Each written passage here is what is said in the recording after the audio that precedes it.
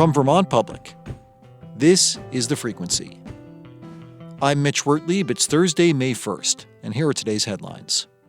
The detained Columbia University activist Mohsen Madawi was released from prison yesterday morning after a federal judge's ruling in Burlington. He'll be able to remain at home in Vermont and attend classes amid ongoing immigration proceedings. Madawi spoke to supporters outside the courthouse following his release. This is what justice is, and for anybody who's doubting justice, this is a light of hope, a hope and faith in the justice system in America. The Trump administration detained Madawi, who's a green card holder, at a citizenship appointment in Vermont earlier this month. Secretary of State Marco Rubio said in a letter that Madawi should be deported because his pro-Palestinian activism threatens foreign policy goals, including, quote, to combat anti-Semitism around the world and in the United States, an allegation Madawi and his lawyers flatly refute. Uncertainty over the future of federal funding might postpone or eliminate some key spending priorities in Vermont. Senate lawmakers on Wednesday advanced a state budget that includes tens of millions of dollars in rate increases for community health care providers. But Washington County Senator Andrew Perchlik says those funding boosts wouldn't kick in until well into the fiscal year. He says lawmakers may need to rethink the allocations if Congress follows through on proposed cuts to Medicaid. And we would need every penny we can to just protect the most vulnerable Vermonters, senior citizens and skilled nursing facilities and things like that. Lawmakers won't have a clearer view of the federal funding picture until after they adjourn. And they say they plan to reconvene in the fall and draft a new state budget if cuts to federal funding exceed a certain threshold. Meanwhile, a loss of federal funding has made an impact on state positions for Vermont's AmeriCorps program. That's because the federal government halted over $2 million for Vermont for AmeriCorps programs last week. The state has now paused the positions of dozens of current AmeriCorps members working in a wide range of fields. That according to Philip Colling, director of Vermont's State Service Commission. It's everything from housing placement services, food security, to job training, to after-school programming, and then importantly these days, flood recovery. Vermont's Attorney General Charity Clark has joined a multi-state lawsuit challenging the Trump administration's cuts to the Voluntary Service Agency. At a meeting on Monday, Burlington's City Council unanimously approved a proposal for an overdose prevention site in Vermont's largest city. The site would allow people to use drugs under supervision. NBC5 reports the proposal now heads to the Vermont Department of Health before receiving grant money that the state has allocated for the project. Coming up, you'd be hard-pressed to find any Republican lawmaker in the U.S. these days willing to protest actions taken by the Trump administration. But there's one in Vermont, the state's lieutenant governor. Vermont Public's senior political correspondent Bob Kinzel sat down for a conversation with John Rodgers about his concerns over Trump and his support for reforming the state's cannabis laws. That's after this. Lieutenant Governor John Rodgers has now been in office for 4 months. Most of his job is presiding over the Vermont Senate, but that's not all Rodgers has been up to. Last month, he was the only Republican to speak at a protest on the State House lawn against the Trump administration, and he's testified to lawmakers in favor of cannabis reform laws.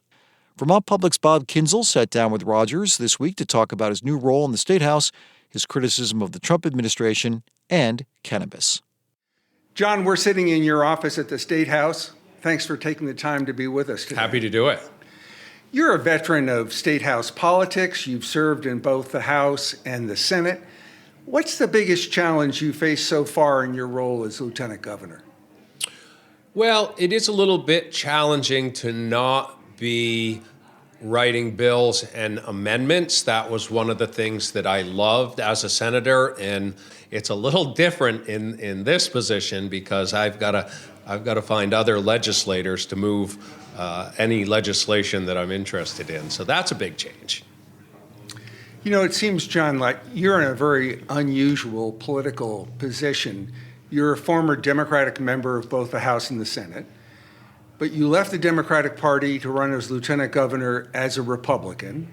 You were the only Republican to speak at the recent hands-off rally at the State House to protest the policies of the Trump administration. What do you say to those Republicans who feel like you're being disloyal to the president and the whole GOP national agenda in Washington? Well, I've made it clear from the beginning that I never supported President Trump, even from a time before he ever ran for political office. I knew about his antics, and I never cared for the man himself. I think his policies are detrimental, and I've been pretty clear on that.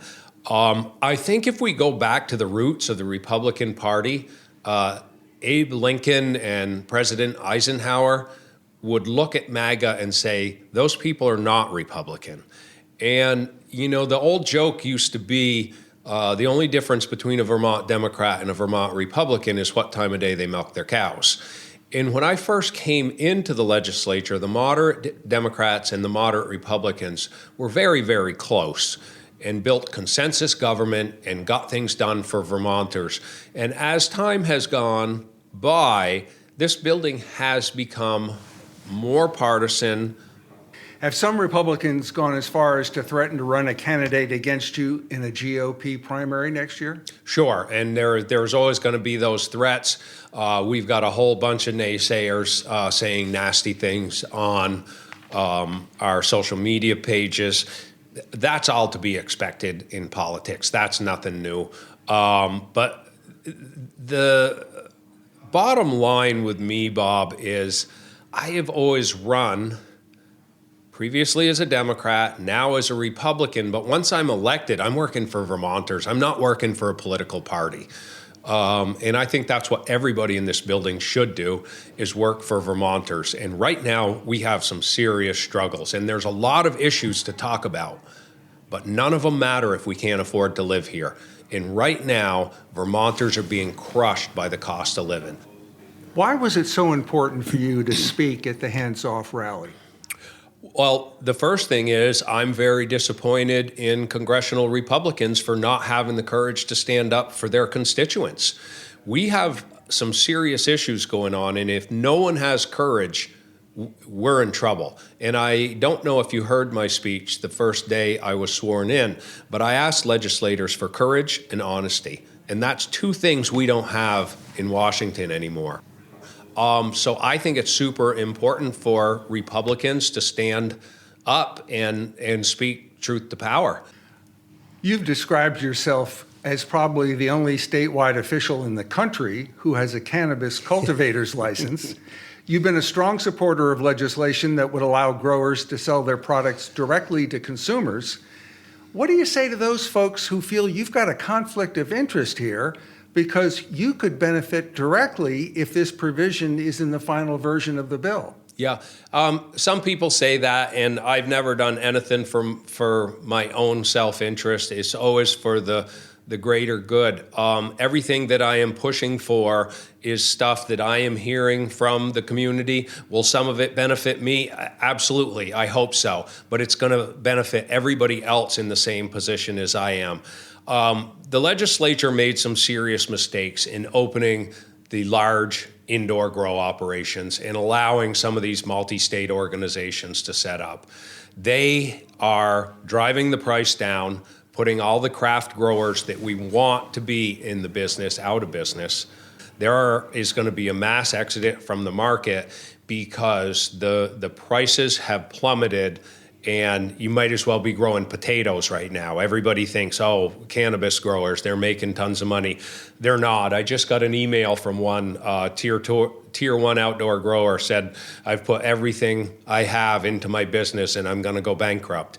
We're hearing those stories over and over. Lieutenant Governor John Rodgers, many thanks for taking the time to talk with us today. Happy to do it, Bob. Thanks for coming in.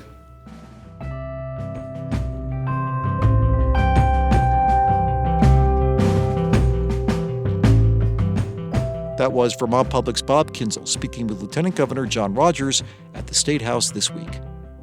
Thanks for listening to The Frequency today. We had additional reporting from Sabine Pooks, Leah Melder-Connors, Peter Hirschfeld, Carly Berlin, and Jen Jarecki.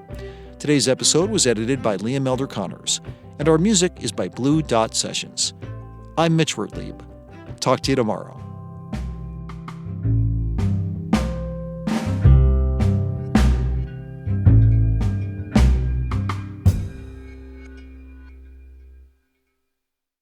Planet Money helps you understand the economy. We find the people at the center of the story. Garbage in New York, that was like a controlled substance. We show you how money influences everything. Tell me what you like by telling me how you spend your money. And we dig until we get answers. I had a bad feeling you were going to bring that up. Planet Money finds out.